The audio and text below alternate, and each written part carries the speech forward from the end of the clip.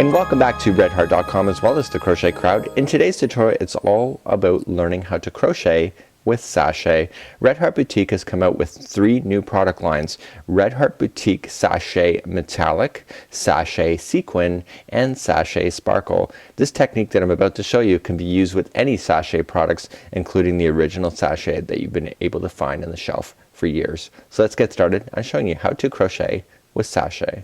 Okay, in step 1 we just need to leave on the ball band just like you see. You're gonna use a 6mm or a size J crochet hook. This doesn't really matter for the hook size when you will see how it's done. You just have to make sure that the hook can get through the loops.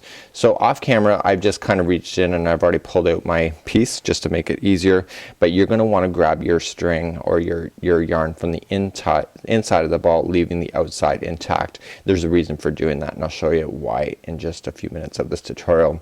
So this is called the sparkle, and basically the sparkle exists on the very edge just like you see. So essentially you have all this gorgeous red and then just a hint of sparkle at the end. So as I pull it out you will notice that the yarn is kind of spinning. You see that? And this is why I want you to pull it from the center, because as you pull and you start working on it, in order to unspin that you just have to turn your ball just like so. And that's a lot easier than taking this ball and kind of flipping it all around if you're going from the outside. So that is really tip number 1.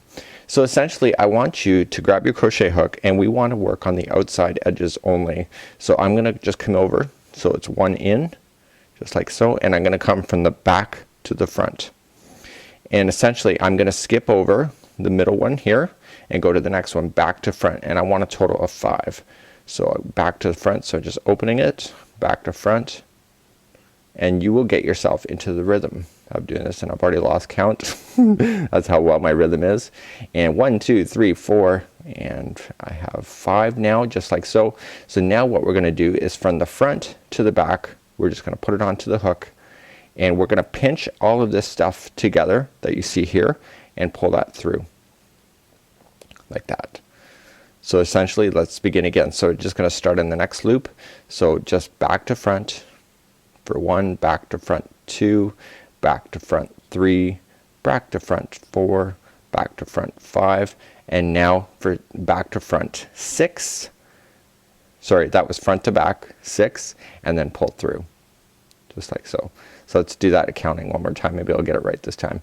So we go into the next loop. So back to front 1, skip the next one, back to front 2, and then we have back to front 3, back to front 4, back to front 5 just like you see, and now this is gonna be 6, so we're going front to back just like so. We pinch what's on the hook and we pull through, and essentially we just have to work ourselves down the entire ball of doing this method, and essentially it's all just gonna work out. So essentially you're working on a chain as you're going all the way down. So this is the sequin version of this, and this is done in crochet.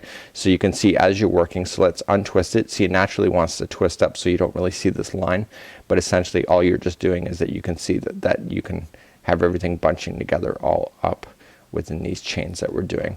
So let's review one more time. So essentially, if you remember it, go to the next loop. So back to front 1, skip the next, back to front 2, skip the next, back to front 3, back to front 4, back to front 5, and then 6 is front, pinch, and pull through just like you see.